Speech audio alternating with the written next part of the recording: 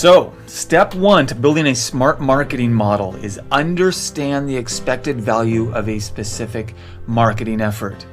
Marketing efforts have many names: campaigns, scenarios, motions. Choose the name that works for your company. Let's start with a couple questions concerning your numbers. As you see here, number one, are you measuring them? And secondly, do you know how to measure them? Now, usually when I ask the second question, I get one of two responses. Number one is just blank stares. Secondly, sometimes I'll get this lengthy discussion about scorecard metrics displayed generally in endless Excel tables, copied and pasted week after week by some intern, and that are then translated into PowerPoint templates.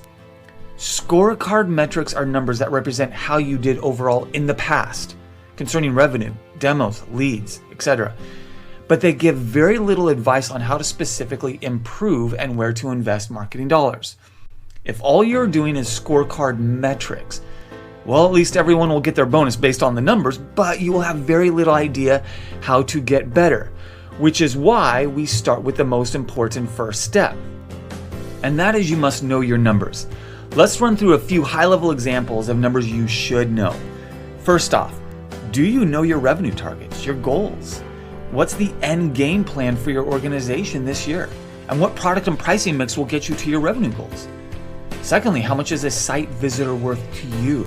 From social, email, paid, organic. Remember, each channel holds a different value.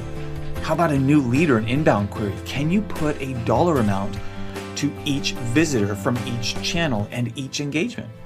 How about a social click? How much should you logically, statistically pay for a social click? How about a demo or free trial? What is the actual dollar value of a demo to you in your organization? Are you purchasing email lists? Can you define the value of a quality email address? How about the value of a subscriber to your blog or newsletter? Have you even defined your kind of basic KPIs or your key metrics that you're trying to measure along the buyer's journey? And if so, are they the right ones? As we start to discuss data and data points that should be measured, let's define a few important concepts first, so we are using the same terms of measuring the same metrics. First off, let's ask the question, what is a lead? In marketing terms, a lead is any person or entity, such as in a business, that is potentially interested in purchasing your product or service. Some leads are going to be better than others.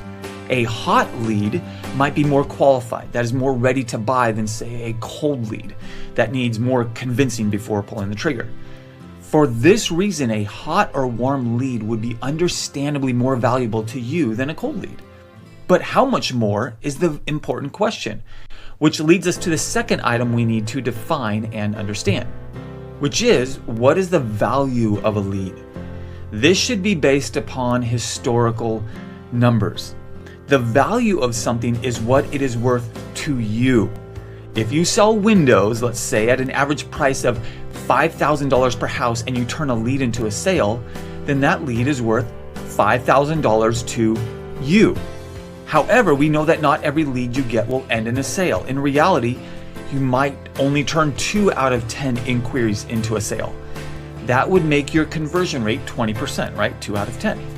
That means you can expect to generate about $10,000 from 10 leads, right? 2 sales out of 10 leads at $5,000 each. That's because we know on average you're closing 2 out of 10 sales. This means that the value of 1 lead is actually $1,000, right? 10 leads, $10,000. Here's the formula as you see here. Lead value equals value of sale, $10,000, divided by number of leads, 10 leads. This example is obviously a bit simplistic, and you can get much deeper with this stuff, and we will. But as we discussed earlier, some leads will be more qualified than others. And we will also want to look at what the actual profit is, not just the revenue. More on that in a minute though. Third thing we need to define is CAC, or customer acquisition cost. Do you know your customer acquisition cost? That is, how much does it cost to acquire a customer? Now we are getting into business costs, which rightfully introduce more numbers. Traditionally, a company had to engage in shotgun-style advertising and find methods to track consumers through the decision-making process, right? Think of marketing mediums like billboards, print, magazine, newspapers, TV, and radio. It is difficult to track the exact ROI for those marketing motions, obviously. However, today in the age of digital transformation, where most of marketing is done digitally, many companies can engage in highly targeted campaigns and track consumers as they progress from interested leads to long-lasting loyal customers. In this environment, the CAC metric is used by both companies and investors. This is how it works. Add up all your marketing expenses, including salaries and overhead, and divide by how many new customers were acquired in a given time period. Now, using our previous example, if you spent $10,000 marketing dollars in a month and added 10 customers, then your customer acquisition cost is $1,000. From here, you'll be able to tell how effective your marketing really is. Now, obviously, there are caveats about using this metric that you should be aware of when applying it. For instance, a company may have made investments on marketing in a new region or early stage SEO that it does not expect to see results from until a later period, right? While these instances are rare, it may cloud the relationship when calculating the CAC. Just take that into consideration.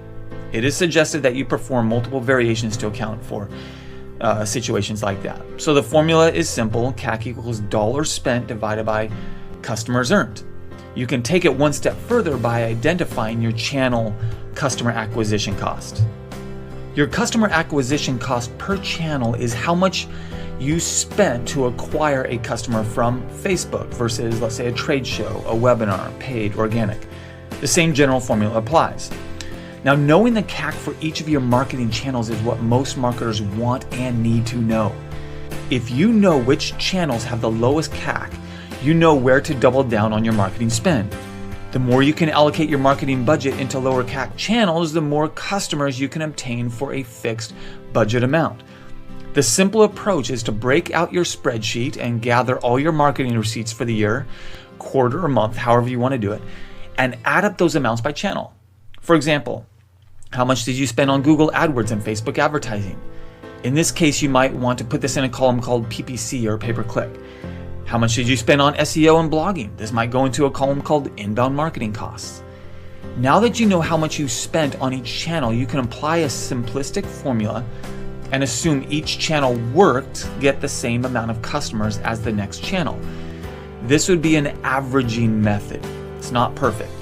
The only issue is that it can be difficult to know which channel is responsible for which customers. You can easily see where this approach becomes futile. Say you only ran one PPC advertisement on one day, just as a test. You spent $10 and that's all. When you look at your spreadsheet, it will appear PPC would be the best marketing channel because of its extremely low CAC.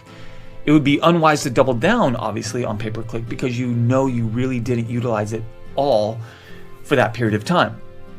For e-commerce companies that sell physical products, it's easy to know what pay-per-click advertisements lead to direct sales because of the conversion tracking the advertising platform provides. In this case, you can determine that value and note this in your spreadsheet. This will give you a better idea of how your PPC campaigns are doing relative to the rest of your marketing spend. Now, I want you to note that this is provided in only some B2B situations like HubSpot or BrightFunnel or Kissmetrics or some third-party software that utilizes APIs. But many other marketing automation platforms fail miserably at attaching top-of-the-funnel marketing efforts with bottom-of-the-funnel customer acquisitions. Not leads, but customer acquisitions and the dollars associated with that customer. It's also worth noting that some tools trace paying customers back to their last touch, first touch, or even multi-touch attribution source. For example, this means you can see the last channel the customer visited before doing their final sales with your business. Now, if a customer came from an organic search result, you would know that SEO would be responsible for that customer acquisition if you're measuring last touch. Now, this is where marketing gets philosophical. Now, one school of thought is that each marketing channel supports the next channel. It's a combined effort.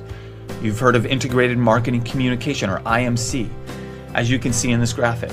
For instance, your blog posts reinforce your pay-per-click ads, and all channels work together harmoniously to bring in customers. This is a common notion in outdoor advertising, right? Billboards reinforce TV campaigns, which reinforce radio spots, and so on. Ultimately, it comes down to your own company's philosophy on how to attribute customer acquisition. If you feel that last touch is good enough, you can use that model for your CAC calculations. There are other multi-touch models that split it out evenly that I personally prefer to last touch or first touch, but choose your own calculations that make sense for your marketing efforts. The idea is that you want to get more detailed in your understanding of customer acquisition costs per channel instead of just as a whole. If you know your customer lifetime value, then you can divide your CLV, your customer lifetime value, by your CAC. Now, if you know your customer lifetime value, then you can divide your CLV by your CAC. Now, the ratio of your CLV to cost of customer acquisition is a very important metric as it gives you a sense of your business sustainability. You should be focused on finding ways to increase that ratio by increasing your CLV and/or decreasing your CAC. Knowing this will help you know how much you are able to earn per year based upon the number of customers you have and customers you acquire. This will then help outline your yearly business expenses. Point is simple. Know your current metrics, set the targets, then develop the appropriate marketing plan. This answers the all-important question. Ultimately, how much am I comfortable spending to acquire a site visitor, get a demo, a trial, or a lead? This starts to build the foundation of your marketing strategy. As Kurt Uhler put it, without a strategy, marketing is just stuff. The world has enough stuff, so be intentional. Well said. Let's start by being intentional by taking a very simple and high-level approach in the homework section.